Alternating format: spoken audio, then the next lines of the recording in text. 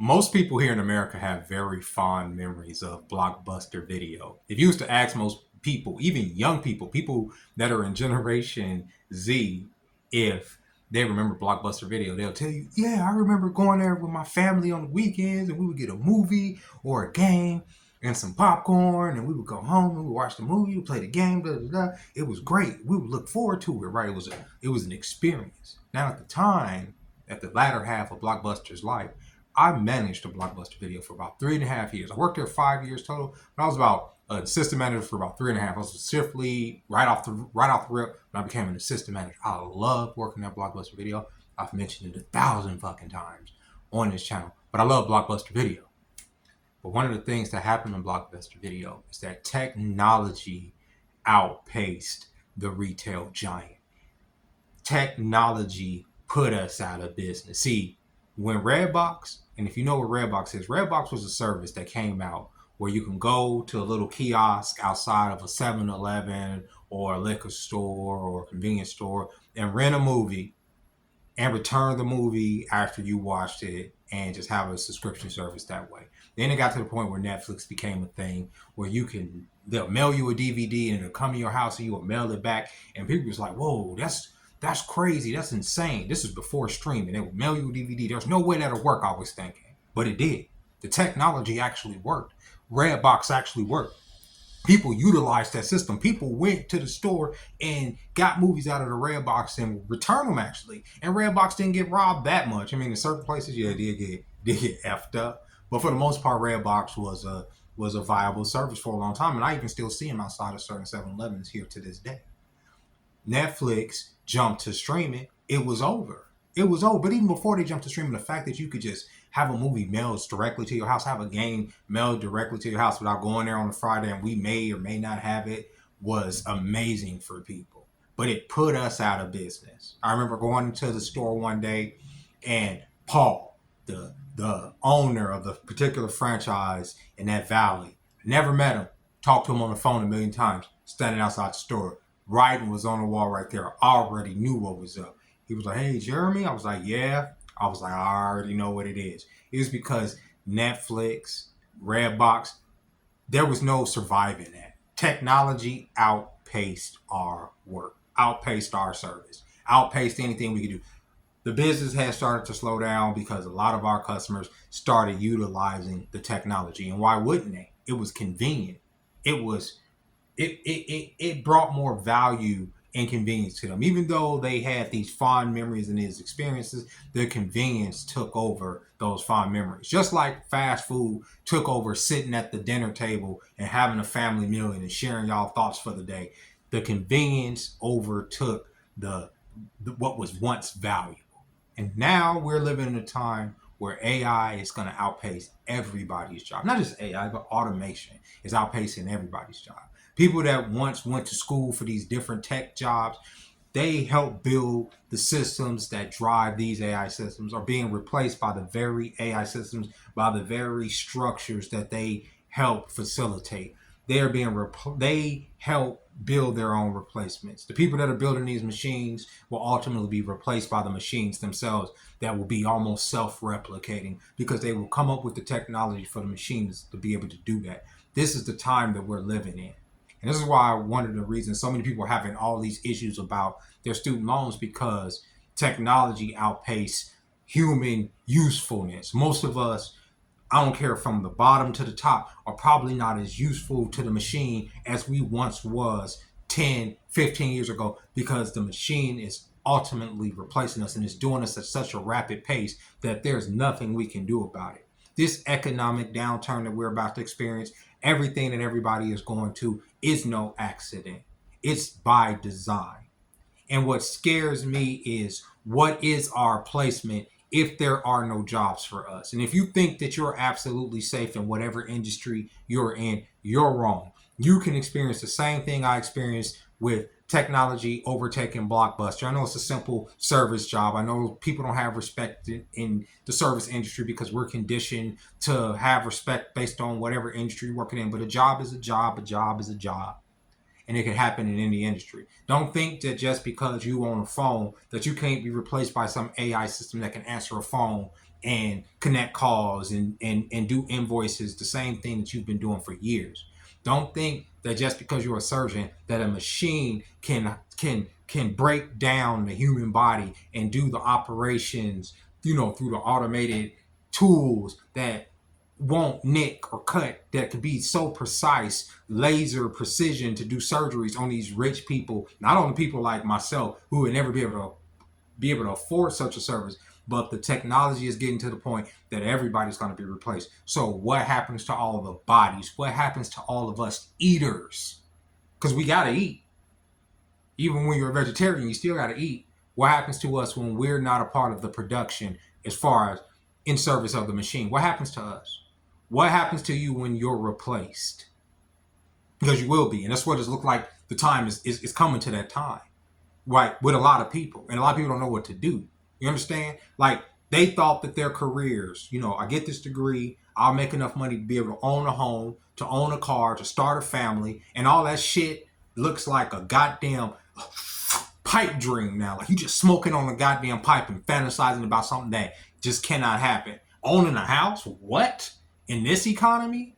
If you don't have the vast majority of the money to put down, and even when you do, I saw a couple the other day that was trying to buy a home. They had all the money that they needed to put down on a home, but they kept getting outbidded by these different hedge funds. What do you do in those circumstances when you even have the money that typically could get you on a home? You can't even get in a home because you're competing against corporations and hedge funds. What do? You're competing against the machine now just to have a normal life. You want to have a girlfriend? Oh my God, you got to jump through all these goddamn hoops to be able to even meet up with each other. Why? Because y'all both on these different schedules and y'all both got to bring in this money. Otherwise, you skip a goddamn beat. Either one of y'all can fall into destitution and can't do nothing for the other, right? But at the same time, y'all never have time for each other because y'all are constantly working because you got to serve the machine while you can. But what do you do when you're replaced? Now, I work in the service industry. I go to tables and I bring food to the goddamn table. That's an easy goddamn job to replace with a robot once you get these goddamn humanoid robots walking around. Because that's the only reason I can understand why y'all trying to get robots to move around is so they can fucking bring food to people's table. Because why else would you make humanoid robots, right? Because that's not function. Typically function precedes form, right? So when you're designing a machine, you design or any device, you design that device to be functional before you worry about how it looks, right? The best analogy I can use is like a pen. A pen, yeah, you can make a cool looking pen, but the function of a pen is so it can fit between your fingers. But if I make the pen in the shape of fucking headphones, it wouldn't function right. Yeah, it may look cool, but it doesn't function right? Function precedes form. So why would you make a machine that is going to have the same limitations that a human does? It doesn't make sense unless you are literally trying to get them niggas to take orders and go from the counter or go from the back to the fucking table without tripping over their own feet. Because what else is it going to do? Because otherwise, if I need a machine to build a car, I'm going to have that shit's not going to look like a human. It's going to look like the machines that build cars currently. If I need a machine to fucking, I don't know, bust me off, it's probably just going to be in the shape of a coochie. You know what I'm saying? It's probably just going to look like a device. It's not going to look like, of course, some people are going to want this to look like a woman and have this mannequin sitting over there in the corner looking at them all crazy and shit. I'm cool on that, but to each their own.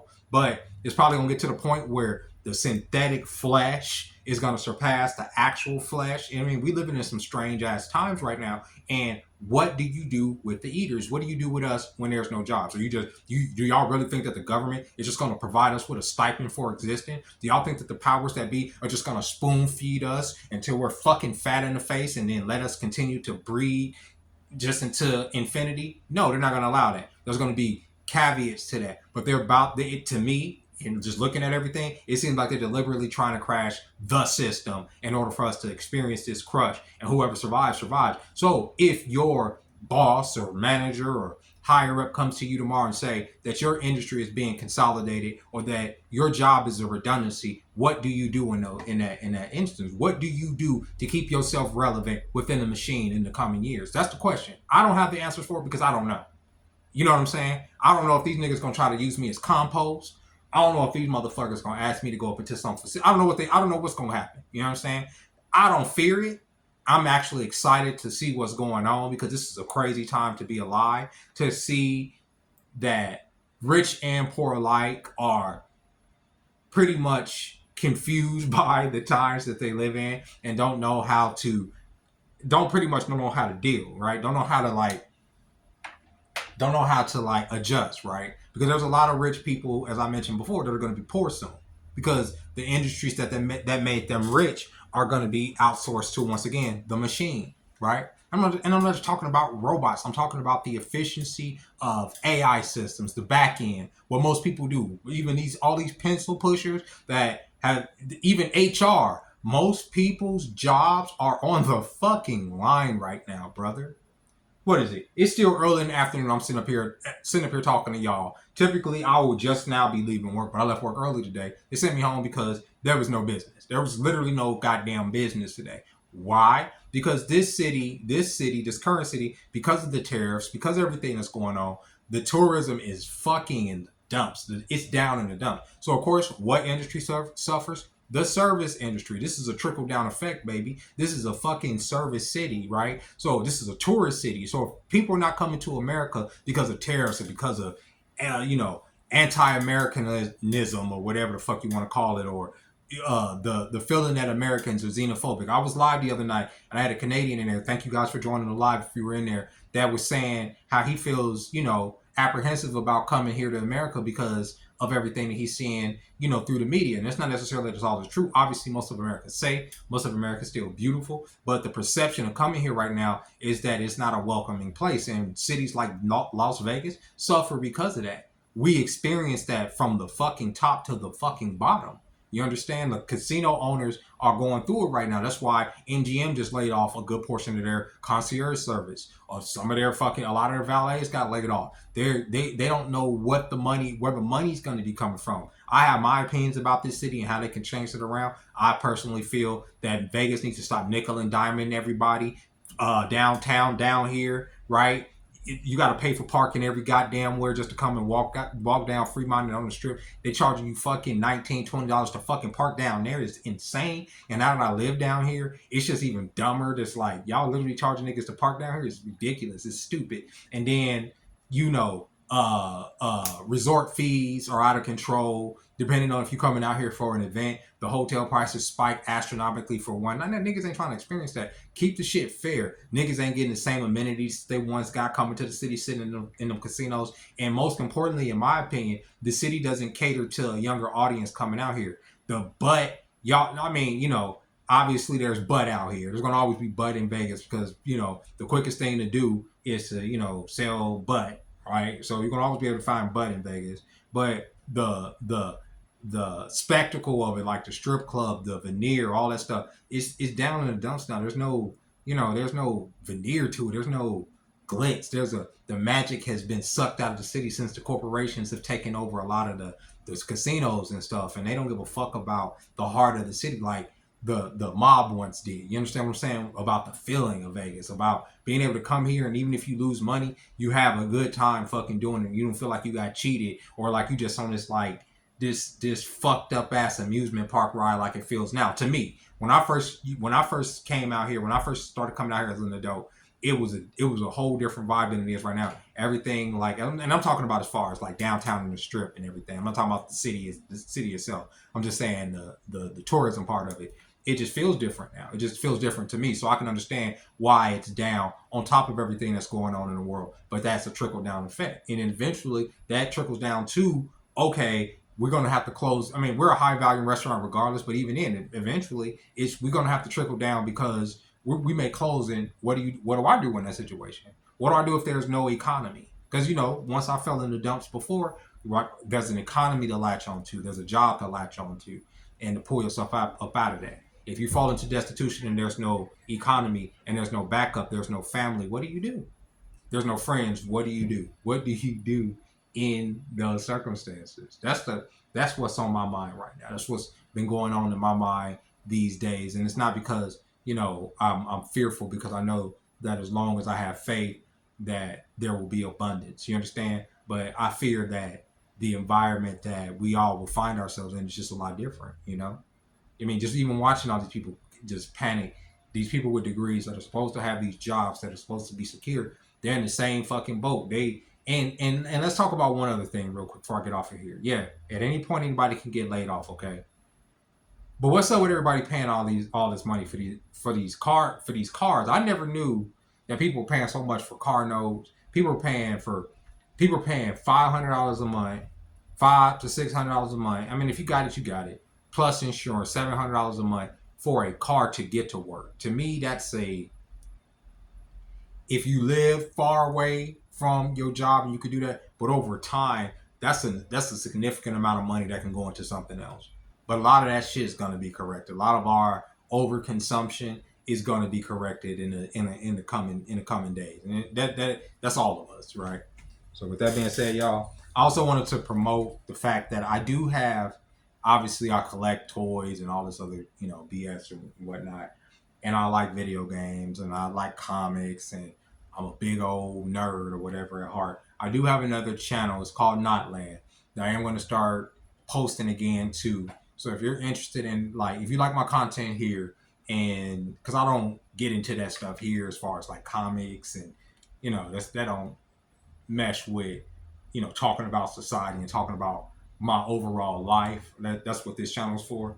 But if you were into like the hobbyist shit, I do have a channel that is dedicated to the hobbyist shit. I'll talk about my toys. I'll talk about finds and stuff like that over there. And especially considering that GTA 6 is going to be hitting later in the year. God willing. You know what I mean. Hopefully we all survive to get there. I want to put a lot of content on the channel involving that game particularly. But the bulk of the channel for the time being is I'm gonna comics are even expensive. Comics have gone up. I haven't bought a comic book in ages, okay? But I want to start getting like at least a comic book a week, doing a reaction to the comic on that channel over there, just to get reading up, getting back into the hobby. And so many people are into it, and I have a couple comic book shops by my job that I've neglected for all these years, which is fucking crazy for me. But I'm going to stop doing that, go over there, check them out, see what they got in there. And with that being said, if you like that type of stuff, go over there, check out the channel's called Notland. I'll leave a link in the description below. And I appreciate y'all's support of the channel. I appreciate y'all's support. If y'all watch to the end of the video or any of these videos, or even just come in here and interact with the video or at any point, I really do appreciate that stuff, man. It's crazy. The live I had this weekend was fucking great. All the people that came in, y'all made me feel real good. I needed somebody to talk to that day, and y'all came through. Y'all delivered for me. So with that being said, I'll catch y'all next time. Bye-bye.